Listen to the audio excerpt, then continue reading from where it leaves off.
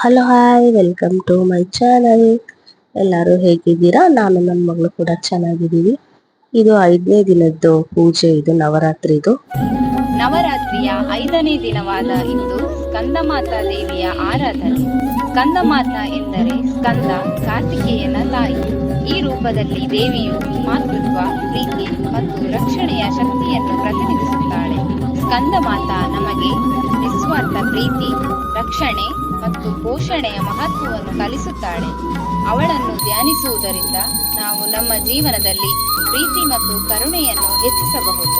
ಸಿಂಹಾಸನ ಗದಾ ನಿತ್ಯಂ ಪದ್ಮಾಶ್ರಿತ ಕರದ್ವಯಾ ಶುಭಾದಾಸ್ತು ಸದಾ ದೇವಿ ಸ್ಕಂದಮಾತಾ ಯಶಸ್ವಿನಿ ಸ್ಕಂದಮಾತಾ ಯಶಸ್ವಿನಿ.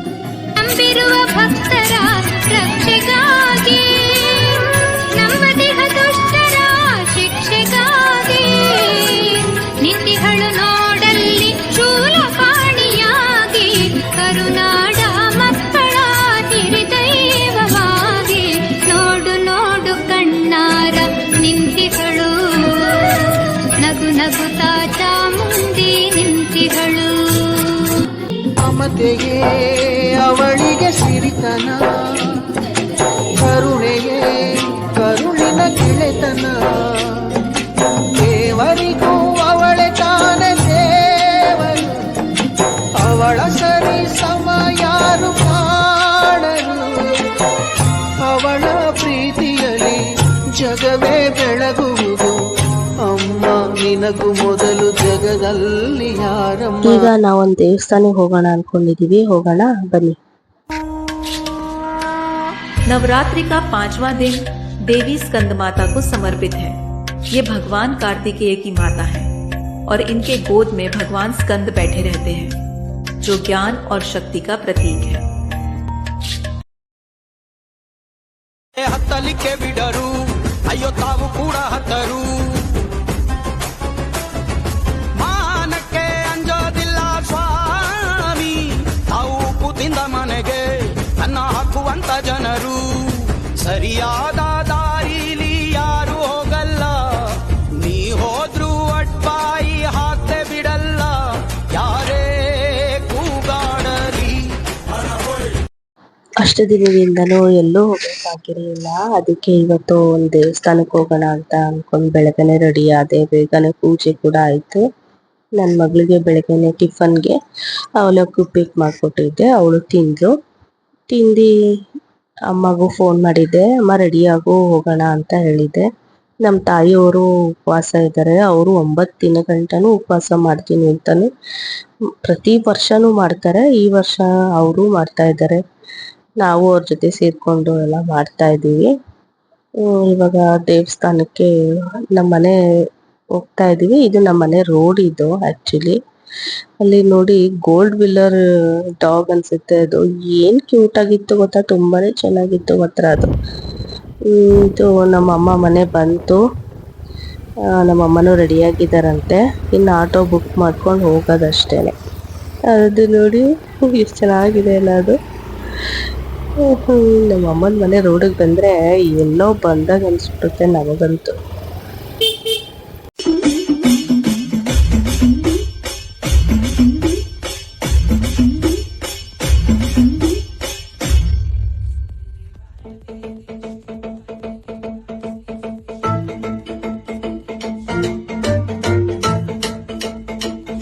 ಯಾವಾಗಲೂ ಅಷ್ಟೇ, ಸಿಂಕಲ್ಲಿ ಯಾವಾಗಲೂ ಪಾತ್ರೆ ಎಲ್ಲ ತೊಳೆದು ಮನೆ ಕಸ ಗುಡಿಸಿ ಅಚ್ಚುಕಟ್ಟಾಗಿ ಒರೆಸಿ ಗುಡಿಸಿ ಸಾರಿಸಿ ನಾವು ಅವಾಗ ದೀಪ ಹಚ್ಬೇಕು, ಅವಾಗ ದೇವರು ನಮಗೆ ಒಲಿತಾರೆ ಅನ್ನೋದಕ್ಕೆ ಇದೆ. ಸ್ವಪ್ನವೇ ಸಾಕಾರಾದ ಹಾಗೆ ನೀನಿರಲು ಜೊತೆಯಲ್ಲಿ, ನೀನೊಮ್ಮೆ ಆಲಿಸು ಮನದ ಕಿರುದನಿ, ಸದ್ದಿರದೆ ಮೂಡಿದ ಪ್ರತಿಧ್ವನಿ. ಅಯ್ಯೋ, ನಮ್ಮ ಪಾಪಗ ಅದೇನ್ ಖುಷಿ ಅಂತೀರಾ, ನಾವೆಲ್ಲಾರು ಹಿಂಗ್ ಹೋಗ್ತಾ ಇದ್ರೆ ಭಾರಿ ಖುಷಿ ಪಡುತ್ತೆ ಮಾತ್ರ. ತುಂಬಾನೇ ಇಷ್ಟ ಅವನ್ಗೆ ನಮ್ ಜೊತೆ ಎಲ್ಲ ಇರೋದು. ಈಗಂತೂ ರಜಾ ಬಂದಿರೋದಕ್ಕೂ ಅದಕ್ಕೂ ನಮ್ ಮನೆಗೆ ಬೆಳಗ್ಗೆ ಎದ್ದ ತಕ್ಷಣನೇ ಬರ್ತಾನೆ. ಅತ್ಲಾಗ ಇಲ್ಲೇ ಇದ್ಬಿಡು ಅಂತಾನು ಹೇಳ್ತೀವಿ, ಇರೋದಿಲ್ಲ, ಇಲ್ಲೂ ಇರಬೇಕು ಅವ್ನು ಅಲ್ಲೂ ಇರಬೇಕು. ಈಗ ನಾವು ದೇವಸ್ಥಾನಕ್ಕೆ ಇನ್ನೇನು ಹೋಗ್ತಾ ಇದ್ದೀವಿ. ಹಂಗೂ ಅವನಿಗೆ ಬರ್ಬೇಡ ನೀನು ಅಂತೆಲ್ಲ ಹೇಳ್ಕೊಂಡು ಅವ್ನ ಮೇಲ್ ಕಳಿಸಿ ನಾವು ಅಷ್ಟು ಆಟೋ ಬಂತು, ಹತ್ಬಿಡೋಣ ಅನ್ನೋಷ್ಟ್ರೊಳಗೇನೆ ಬಂದ್ಬಿಟ್ಟ ಫ್ರೆಂಡ್ಸ್. ಅಷ್ಟು ಬೇಗ ಮುಖ ತೊಳ್ಕೊಂಡು ಕೈಕಾಲು ತೊಳ್ಕೊಂಡು ಬಂದಿದ್ದಾನೆ. ಅಯ್ಯೋ ಪಾಪ ನಮಗೂ ಬೇಜಾರು ಅನಿಸ್ಬಿಡ್ತು, ಅಯ್ಯೋ ಮಗು ಅಷ್ಟೊಂದು ಆಸೆ ಮಾಡ್ಕೊಂಡು ಬರ್ತಾ ಇದೆಯಲ್ಲ ಅಂತ ಅಂದ್ಬಿಟ್ಟು. ಇದು ನೋಡಿ ಏನು ದೇವಸ್ಥಾನ ಅಂದರೆ 101 ಗಣೇಶನ ದೇವಸ್ಥಾನ ಇದು. ಯಪ್ಪ ತುಂಬ ಹೆಸರುವಾಸಿಯಾಗಿರೋ ದೇವಸ್ಥಾನ ಇದು, ತುಂಬ ವರ್ಷದಿಂದ ಕೂಡ ಇದೆ ಅದು. ನೋಡಿ ಕುದುರೆ ಮೇಲೆಲ್ಲ ಹೋಗ್ತಾ ಇದ್ದಾರೆ. ಅಯ್ಯೋ ಏನು ಇದೆಲ್ಲ ಮಾತಾಡ್ಸೋಕ್ಕೆ ಆಗಲ್ಲ ಫ್ರೆಂಡ್ಸ್, ಏನು 1000 ಅಂತೆ ಒಬ್ರಿಗೆ. ಅಯ್ಯಪ್ಪ ಯಾರು ಹೋಗ್ತಾರೆ, ಹೋಗೋರು ಹೋಗ್ತಿದ್ದಾರೆ. ಇನ್ನೇನು ನಮ್ಮ ದೇವಸ್ಥಾನ ಬಂತು. ಏನು ದೇವಸ್ಥಾನ ಅಂತ ನೋಡಿ ಹೇಳಿ, ಏನು ದೇವಸ್ಥಾನ ಹೇಳಿ. ಇನ್ನೇನು ಅರಮನೆ ಹತ್ರ ಇರೋದೇ ಕೋಟೆ ಮಾರಮ್ಮನ ದೇವಸ್ಥಾನಕ್ಕೆ ಹೋಗ್ತಾ ಇದ್ದೀವಿ. ನನ್ನ ಮಗಳು ಪ್ರೆಗ್ನೆಂಟ್ ಆದಾಗಲಿಂದ ಕರ್ಕೊಂಡೇ ಬಂದಿಲ್ಲ ದೇವಸ್ಥಾನಕ್ಕೆ ನಾವು, ಇದೇ ಫಸ್ಟ್ ಟೈಮ್ ದೇವಸ್ಥಾನಕ್ಕೆ ಬಂದಿರೋದು.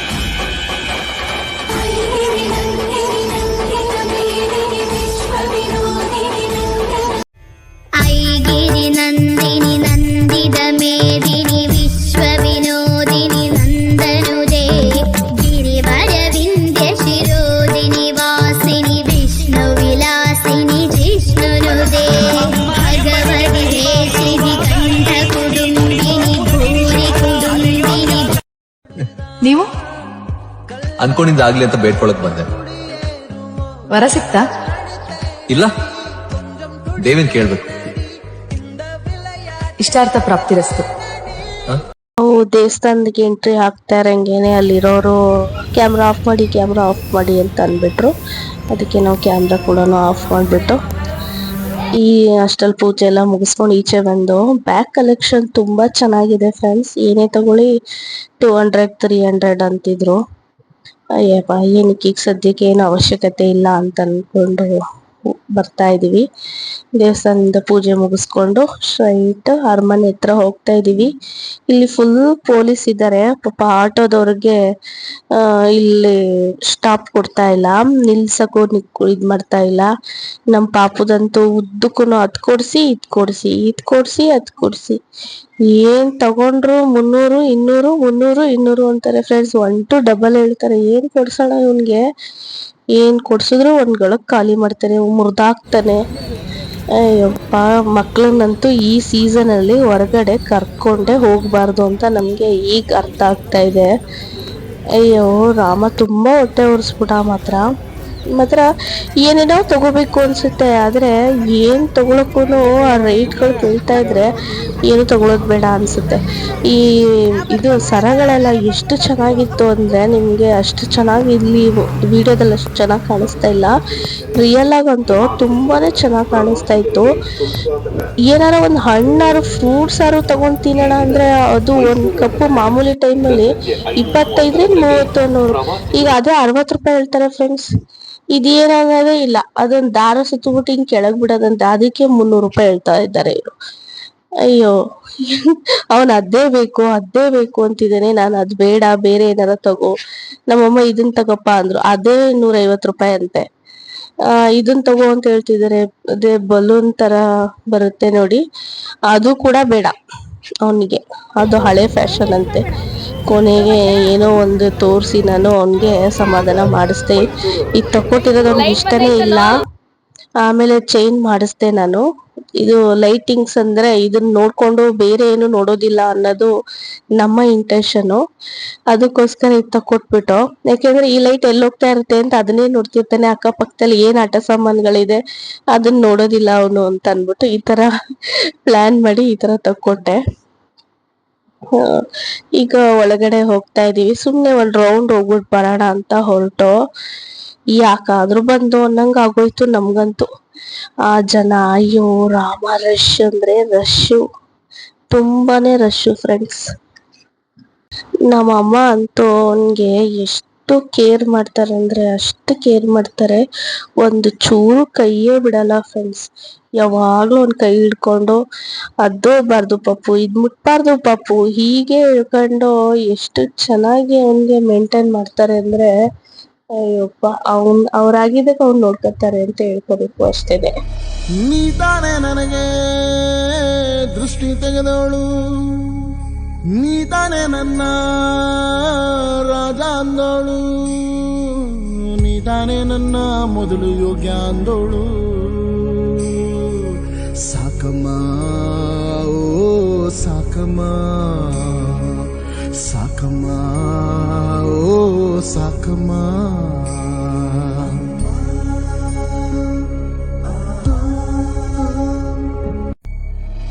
ನೀ ತಾನೇ ನನಗೆ ದೃಷ್ಟಿ ತೆಗೆದವಳು, ನೀ ತಾನೇ ನನ್ನ ರಾಜ ಅಂದೋಳು, ನೀ ತಾನೇ ನನ್ನ ಮೊದಲು ಯೋಗ್ಯ ಅಂದೋಳು. ನೀನೇ ಎಲ್ಲ ಬೇರೆ ಇಲ್ಲ, ಪರಪಂಚ ನೀನೇ, ನನ್ನ ಪರಪಂಚ ನೀನೇ, ಪ್ರಾಣ ನೀನೇ, ತ್ರಾಣ ನೀನೇ, ಪರಪಂಚ ನೀನೇ, ನನ್ನ ಪರಪಂಚ ನೀನೇ. ಕಷ್ಟ ನನ್ನೊಡನೆ ಮಣ್ಣಾಗಲಿ, ಜಗದ ಸುಖ ನಿನ್ನ ಕೈ ಸೇರಲಿ, ನಿನ್ನ ಕಣ್ಣಲ್ಲಿ ಹನಿ ನೀರು ಬರದಂತೆ ಕಾಯ್. ನಮ್ಮಮ್ಮ ಅಂತಿದ್ದಾರೆ, ಏನ್ ಮಾಡೋದು, ಮಕ್ಳು ಕರ್ಕೊಂಡ್ ಬಂದ್ಬಿಟ್ರೆ ಅವ್ರಿಗೆ ಸಮಾಧಾನ ಮಾಡ್ಸೋದೇ ಕಷ್ಟ ಅಂತ. ಅವನ್ಗ ಅದೊಂದು ತಕೊಟ್ಟಿರೋದ್ರಿಂದ ಬೇರೆ ಏನು ಅವನ್ಗೆ ಜ್ಞಾಪನನೇ ಇಲ್ಲ, ಬೇರೆ ಏನು ನೋಡ್ತಾನೂ ಇಲ್ಲ. ಅದ್ರ ಜೊತೆನೇ ಆಟ ಆಡ್ಕೊಂಡ್ ಬರ್ತಾ ಇದ್ದೇನೆ. ನಮ್ಗ ಅದೇ ಒಂದು ಅಡ್ವಾಂಟೇಜ್ ಆಗೋಯ್ತು. ಮತ್ತೆ ನಾವು ಅಮ್ಮ, ನಾನು, ನನ್ ಮಗಳು 3 ಜನ ನಡ್ಕೊಂಡು ಒಳಗಡೆ ಹೋಗ್ತಾ ಇದೀವಿ. ಆದ್ರೆ ಪೂರಾ ಏನ್ ಒಳಗಡೆ ಹೋಗ್ಲಿಲ್ಲ, ತುಂಬಾ ರಶ್ಶು.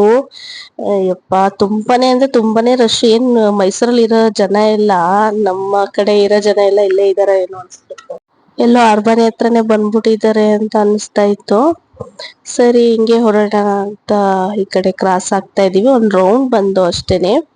ಇಲ್ಲಿ ನಾವು ಚಿಕ್ಕ ವಯಸ್ಸಲ್ಲಿ ಇದ್ದಾಗ ಈ ತರದ್ದು ಕೈಗೆಲ್ಲ ಕಟ್ಕೊಂಡು ನಾವು ಆಟ ಆಡ್ತಾ ಇದ್ದೋ, ಅದೆಲ್ಲ ನೋಡ್ತಾ ನೋಡ್ತಾ ತುಂಬಾ ನೆನಪಾಗ್ತಿತ್ತು ಫ್ರೆಂಡ್ಸ್. ಮಿಠಾಯಿ ಅಂತ ಏನೋ ಹೇಳೋರು, ಅದ್ ನೋಡಿ ನನ್ಗೆ ತುಂಬಾನೇ ಖುಷಿ ಆಯ್ತು.